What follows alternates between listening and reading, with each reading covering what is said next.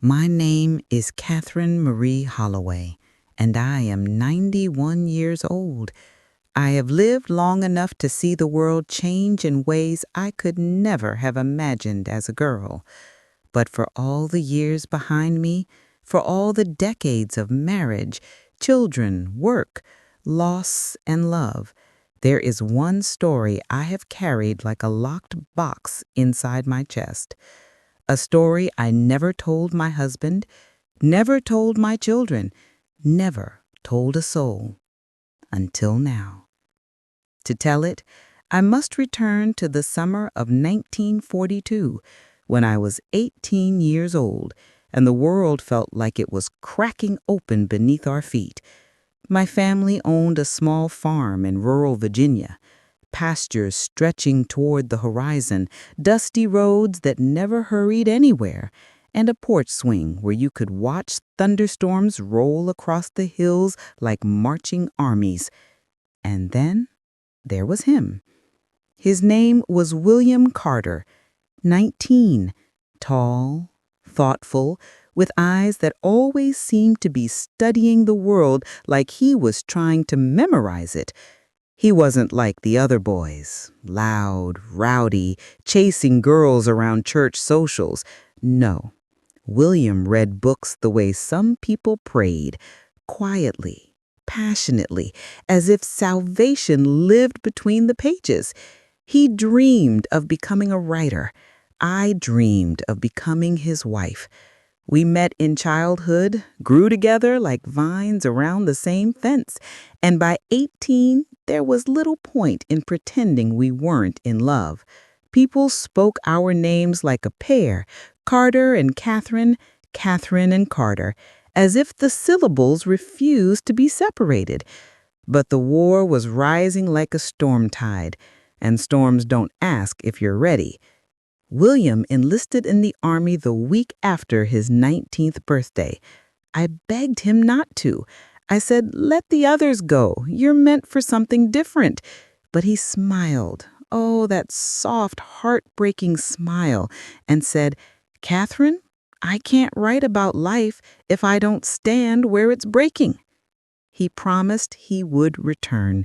He promised we would marry.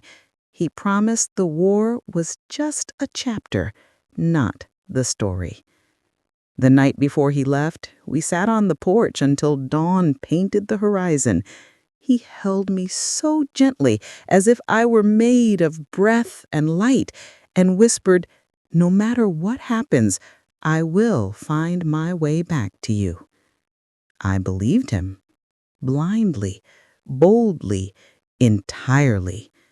The early months of his deployment, letters came often, long, thoughtful, filled with observations only he could have written. The smell of foreign earth, the terror in a soldier's eyes before sleep, the strange beauty of dawn after a night of artillery. He wrote that thinking of me kept him sane. He wrote that my photograph lived inside his jacket. He wrote that he loved me. Then the letters changed. They became shorter, colder. Some didn't sound like him at all. And then they stopped. Weeks passed, months. My heart shrank into a quiet, aching knot. Finally, the telegram came.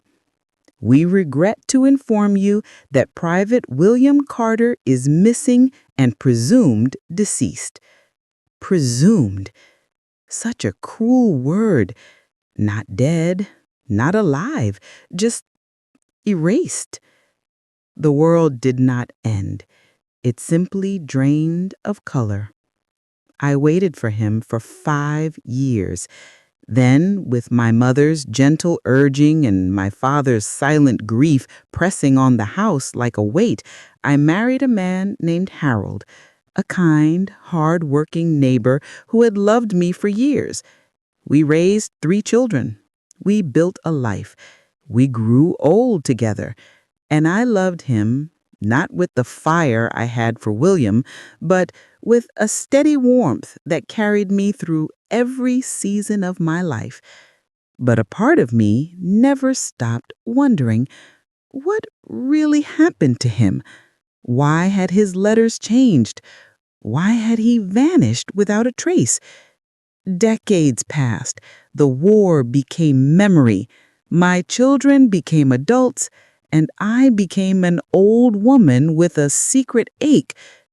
Then, one afternoon in 1993, 50 years after he disappeared, I received a phone call that cracked my world open for the second time. A man introduced himself as an archivist from the National Personnel Records Center in Washington, D.C. He explained that a sealed World War II intelligence file had been declassified, a file containing my name. He asked me if I could come in. I could barely breathe as I traveled to Washington. Every heartbeat felt like a step backward into a part of my life I had buried under decades of normalcy. At the archive room, the man placed a thin folder on the table, stamped on the front, "Confidential, United States Intelligence Division." Beneath it, Carter W.J., and below that, in smaller, faded ink, Holloway C.M., Civil Reference. The archivist opened the file, gently. Inside was a single letter, a letter addressed to me, a letter dated 1944, 1 year after the Army told me he was dead. My hands trembled as I unfolded it.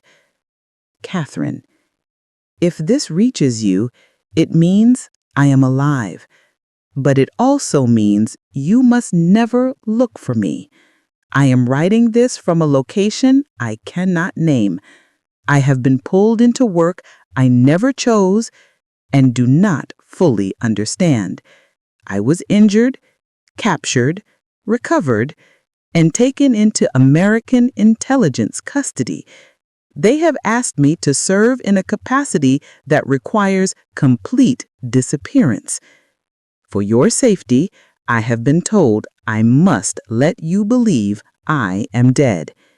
If I come back, others may follow, and if they come, they will come for you."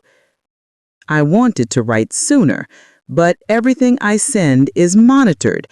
This is the only letter they agreed to release someday, though I do not know when someday will be. "Catherine, I loved you. I love you still. Every day without you has been a wound that does not close. Forgive me. Live your life. And if we do not meet again in this world, know that you were the only home I ever had." It was signed, William. The world did not spin. It shattered. He had lived. He had survived. He had written to me. He had loved me. And the government, my own government, had buried his letter in a classified archive for 50 years. He hadn't abandoned me. He had protected me. He had suffered alone, believing I thought him dead. The archivist handed me a second document, his final debrief from 1956. It stated, in cold, typewritten language, that William Carter died of injuries sustained during an undercover operation. No body returned, no burial, no funeral. I read every word. I memorized them. I hated them. I cherished them because, for the first time in my life, I knew the truth. He had never stopped loving me. He had never stopped trying to return to me. The world, not his heart, had stolen him. When I stepped outside the archive building, the sky was gray, the same color as the day he left for war. I stood on the sidewalk, 91 years old, holding a letter written by the boy I had loved at 18. I whispered, "I forgive you." Though he was decades beyond hearing, I have read his letter hundreds of times since then. Each reading softens the wound and deepens it all at once. People ask how many great loves a person gets. I believe the answer is one. One real, consuming, life-defining love. Harold, my husband, was my partner, my comfort, my stability. But William was the chapter of my life that never closed. If I could speak to that young girl on the porch in 1942, I would tell her this: You will not marry the love of your life. You will marry a good man, and you will be happy in many ways. But one day, half a century later, you will discover the truth your heart always knew. He never wanted to leave you. He never stopped loving you. He simply never had the chance to come home. That is my story, the life I lived and the life I never did.